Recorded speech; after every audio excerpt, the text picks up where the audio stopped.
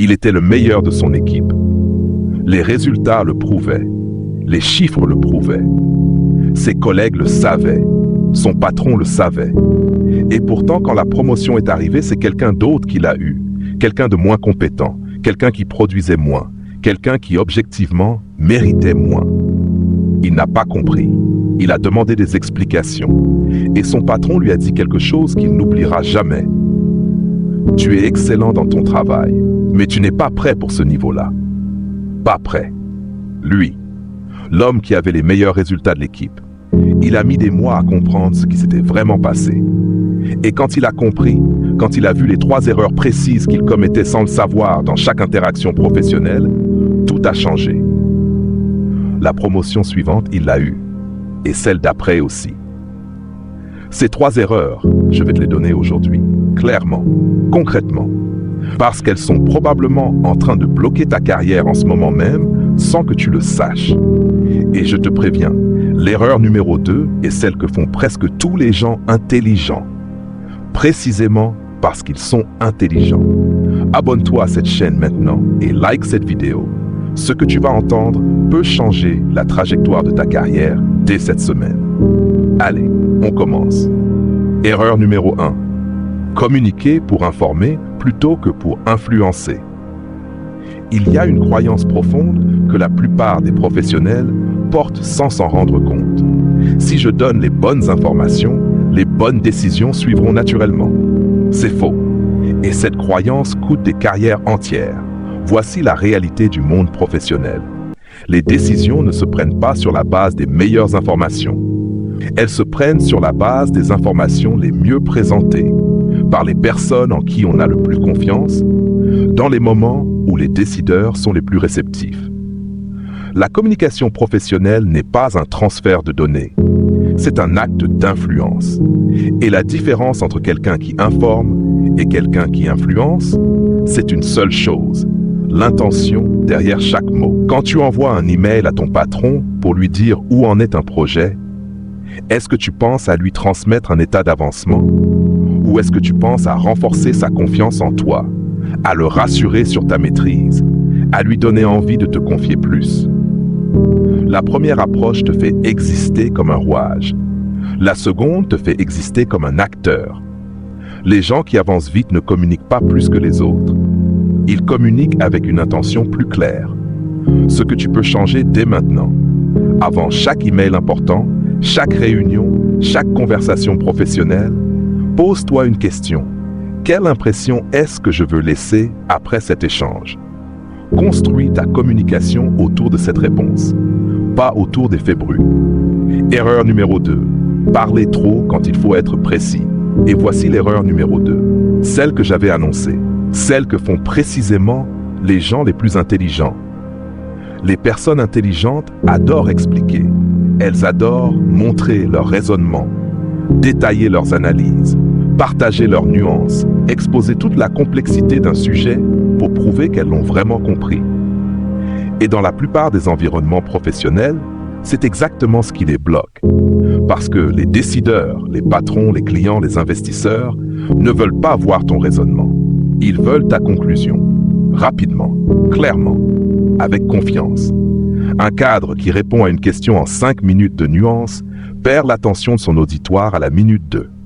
Un cadre qui répond en 30 secondes avec une position claire et propose ensuite de détailler si nécessaire est perçu comme quelqu'un de décisif, de fiable, de prêt pour plus de responsabilité. Les consultants de McKinsey appellent ça le bottom line up front. La conclusion d'abord, les détails ensuite, seulement si on les demande. Cette seule technique a transformé la perception de milliers de professionnels dans les environnements les plus compétitifs du monde. Ce que tu peux changer dès maintenant. Entraîne-toi à répondre à toute question professionnelle en 1 à 2 phrases maximum. Commence par ta position. Finis par une invitation à creuser si nécessaire. En résumé, je recommande X. Tu veux que je détaille le raisonnement? Cette structure seule change la façon dont tu es perçu en réunion. Erreur numéro 3. Réagir plutôt que répondre. Il y a une différence fondamentale entre réagir et répondre. Et cette différence est l'une des plus déterminantes dans une carrière. Réagir, c'est ce que fait ton système nerveux automatique. Quelqu'un critique ton travail en réunion. Tu te défends immédiatement. Ton patron prend une décision que tu juges mauvaise. Tu exprimes ton désaccord à chaud. Un collègue t'envoie un email agressif. Tu réponds dans la foulée avec la même énergie. Ces réactions sont humaines. Elles sont compréhensibles. Et dans un environnement professionnel, elles sont catastrophiques. Parce que chaque fois que tu réagis à chaud, tu révèles quelque chose sur toi, que tu n'es pas encore maître de tes émotions dans des situations de pression. Et les gens qui ont le pouvoir de faire avancer ou de bloquer ta carrière, ils observent ça, silencieusement, et ils en tiennent compte. Répondre, c'est choisir consciemment ce que tu vas dire, après avoir pris le temps, même bref, de traiter ce qui vient de se passer. Viktor Frankl a formulé une vérité qui a changé ma façon de penser. Entre le stimulus et la réponse, il y a un espace. Et dans cet espace se trouve notre liberté.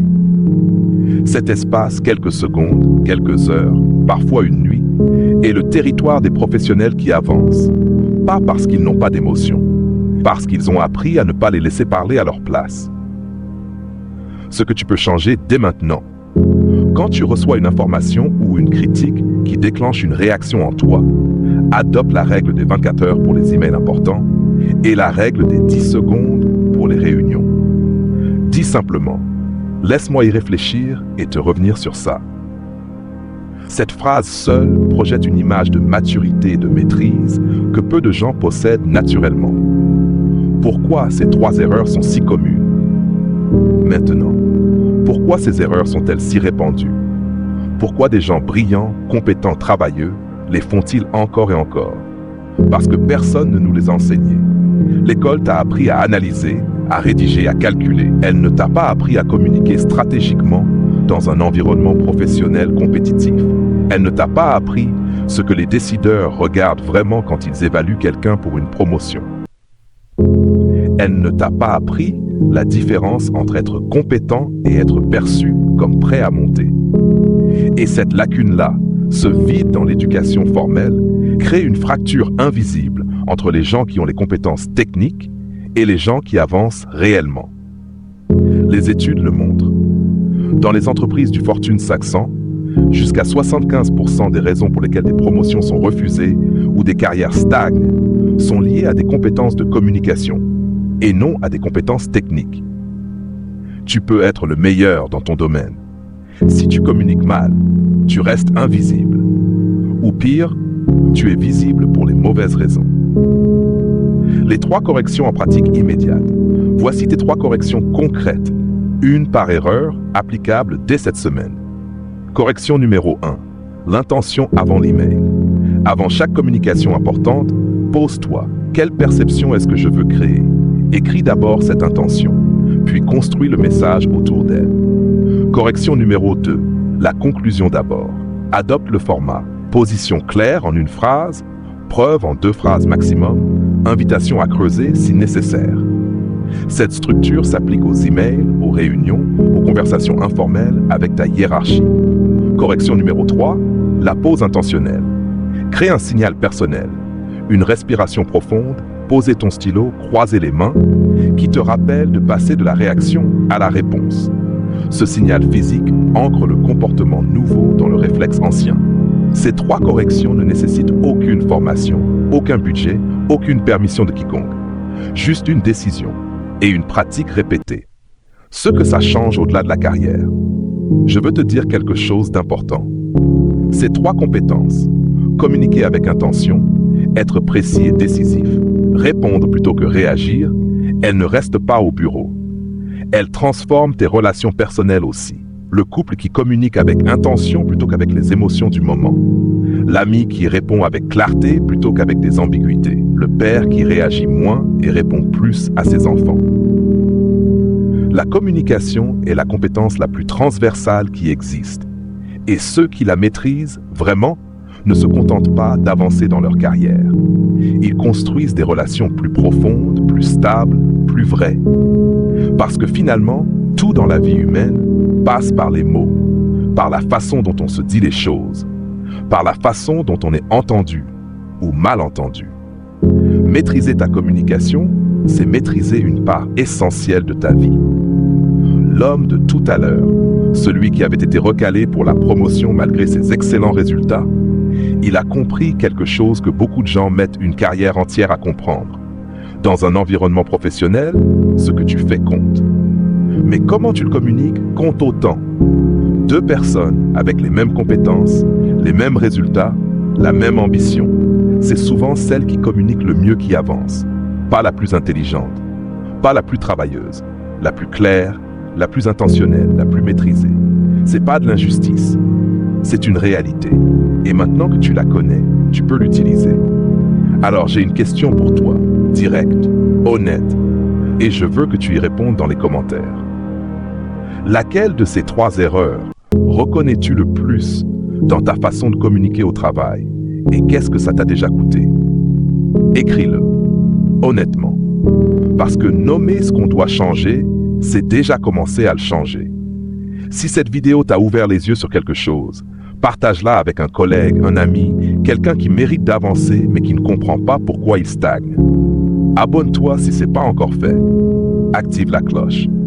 Et reviens la semaine prochaine parce que je continue à te donner les outils que personne ne t'a donnés à l'école. Je t'attends.